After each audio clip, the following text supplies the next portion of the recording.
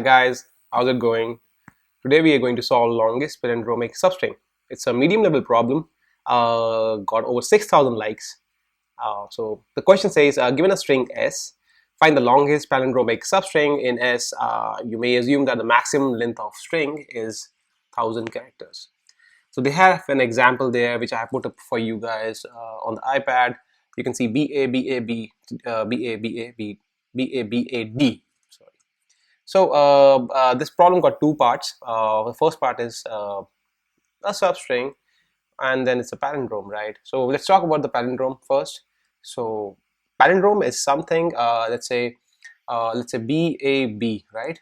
So palindrome is a string where if I fixate uh, the string on on A, right, and if I rotate this to 180-degree, like I flip it completely, yeah, so it's still going to be the same. So that's a palindrome, right? uh, uh, so that's what is called a palindrome, right? So palindrome can be as big as possible, like it could be A B, right? A, you can have A both sides, you can have C. Oh, as soon as long as all the characters just match the indices or the corresponding indices on both the sides. So you see this, and you see this, right? So all these indices match together. So that is what you see already here. And so what about the BABA? So they are like, now the other problem is the palindromic substring. So substring itself is a different problem, right? So if you need to find the substring, the substrings can be found in like a substring can be found in like O(n) square. So that's how you can find a substring, because how we can find a substring for a string like BAB. So you have to have two loops, right? So first loop, it goes over each character. Let's say the first loop we went over to B, right? And now the inner loop would actually go on to the next subsequent character, like B, right?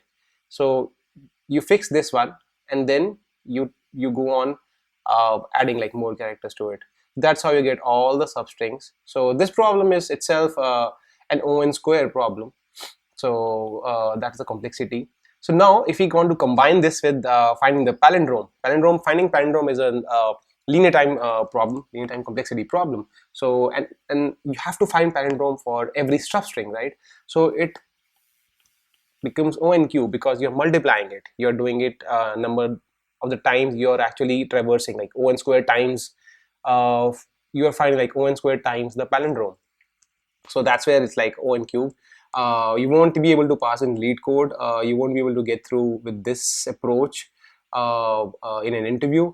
So let's take with an approach that we can think of intuitively. So as I said earlier, so a palindrome by nature, like you fix this one, and then like how you check a palindrome, it's like a very basic thing. You go beyond this one, you go on to this one, right? And then that's how you keep on checking, right? You can have characters like on both the sides, so you can keep on checking till the time you still encounter a palindrome. And let's say there's a C, so you break it, like then your palindrome is just this one. Okay, so that's how you do it. um, yeah, so now if this is a palindrome, right? So I tried the first time I tried this question. Actually, I was trying to actually use two pointers here, and started with like traversing it and fixating one, and trying to use sliding window protocol. But it wasn't like, obviously I didn't code it right, but it didn't work. So the best part, I think, is to actually go with the nature of the problem, which is palindrome. So you fixate this one already, right? And then what you do is you expand your window. So it's still a sliding, not a sliding window, it's an expanding window. So you keep on expanding your window, and you keep on checking, right? What is the biggest size, because you want the maximum size substring, right? So because it's the longest palindromic substring problem, so you have to find the maximum substring. How we can do that? So now you got like okay, but the problem is that we cannot start everything from A already. right? It won't make any sense because we might lose an opportunity to look at other characters. So what we're going to do is we're going to assume that because now we don't know it yet, that we have a string which has these characters.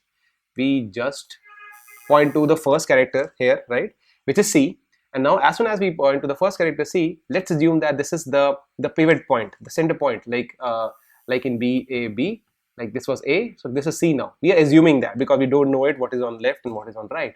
And then we go on and check for it as a palindrome, like how big the window around it could be, right? If we don't have it, like, okay, go on to the other one, right? If you don't have it, go on to another one. Sorry. Okay. If you don't have it, go on to another one. And as soon as you reach A, yeah, you find the biggest one, right? Around B and B, and C and C. So that's where you're able to actually look through the biggest palindrome. So like there are two parts to it: finding the palindrome, right, and then checking the maximum part. Now there's another, I would say, another piece here, like there are different type of palindrome, right? Even length and odd length palindromes. So I can have a B, A, B, right? And I can have this is an odd length palindrome, right? And then I can have something like A, B, B, A, right? So for this odd length palindrome, this is my pivot point, right? And even length, this is like if I were to need to move left and right, I can point my left and right to here, left and right. But how do I point my left and right here? So in this case, what we are going to do is, let's assume you had B, A, A, B. That means my left and right equal. So what I do is, like, I actually make left and right equal and point to this. So left equals to right equals to the index of A. That's how I do it, right? So I'm going to evaluate both of these options, odd and even length, because I don't know what is going to come in the array, because I'm going by every character by character. So going ahead, I would definitely going to find my palindrome. So now let's code it out, right? So I'm going to start by having a result string, because we need a substring already, right? Then I'm going to int I equals 0. I'm going to loop over the string, and so now, so as I said, like odd length, right? So find palindrome while expanding, right? So pretty big name here. So yeah, file palindrome while expanding. I'm going to put off the iPad, guys, so that the screen is visible now. So expanding. So what I'm going to need is, like, the left index, which is I'm going to come to that. So okay. So yeah. So left index I, the same as I told you about BAB. That's the reason I'm putting like left equals to the right index and then pointing it to the middle one. And in the case of so this is like I can write like BAB case, right? And this is for like ABBA with like even length. Even length and ABBA, so BAB and ABBA. So you would have to have like I and I plus 1, because you already have an even length. So I would be on this B, first B, and I plus 1 will be this B, whereas I and I will be on A. So when I say that it's going to be on A and B, it's not. So please don't assume that at the first instance and of it we are going to move into the middle. We'll be starting it from B, then A, then B. We'll be starting in all the cases from A. So if ABBA is the input, so in both the cases we have to look for and expand our window from middle with like A, B, B, A, right? So as soon as I get on B, which is I, and this is I plus 1, I find my substring, right? I find my palindrome. That's the whole concept. So I'm going to compare odd, even, and result string by length, and choose max. Right, this is what I'm going to do. I'm not going to write it right now. This is all return the result. That's it. I'm going to, okay, now implement this one. This is an interesting one. Okay, so I don't usually use left and right because I'm just not comfortable, because since the times I've been coding, I use I and J. For me, in a sliding window kind of a thing where it's a window, I have to squeeze in and expand. So I usually use I for the left part and I use J for the right one. So feel free to change, do whatever you want with this one. I'm gonna use a loop here. Pretty basic check. Left should be greater than equal to 0, and right should be less than s dot right.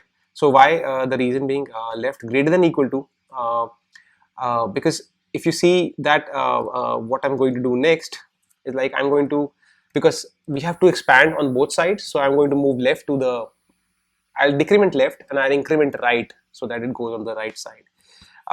S dot caret